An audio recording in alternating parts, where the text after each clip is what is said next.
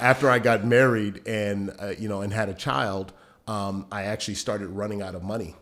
And the next year, I was making $28,500, and my money was just dwindling down. I had gotten down to my last $40,000 left in my bank account after playing in the NFL because I worked for free for 2 years.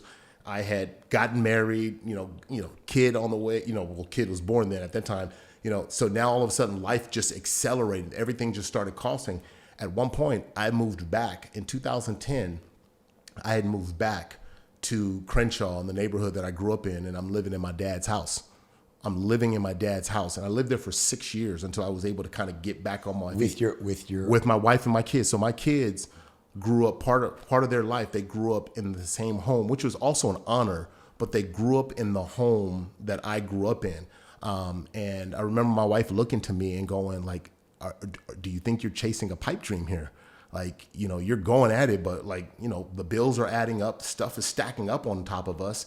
And I was like, all right, maybe you're right. And so I took a detour. I went to go sell artificial turf for a year. Went to go sell artificial turf, making $70,000 a year just so I could keep things moving forward because I wasn't making enough. But you weren't doing the other stuff when you were selling the turf. No. I told my wife that was it. I wasn't going to do the broadcasting thing anymore. I had spent enough time in it and just wasn't mathing. So you spent a year doing that. Yep. And then I hid from my wife.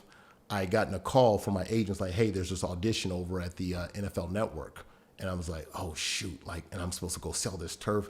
Let me just make a detour. Yeah, F the turf. Yeah. I sneak my suit into my car. That's right. I go do it. The audition, big names stacked up. I'm going, whew.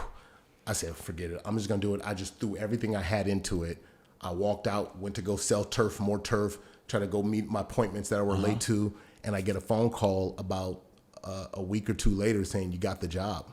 And from that point, it's what started my entertainment career because the year after I got the NFL Network, I got American Ninja Warrior. American Ninja Warrior catapulted, and then it would have it that, years later, I would get my what to me was one of my biggest goals was to be on a talk show, was to get the talk and to be able to be one of the hosts of the talk.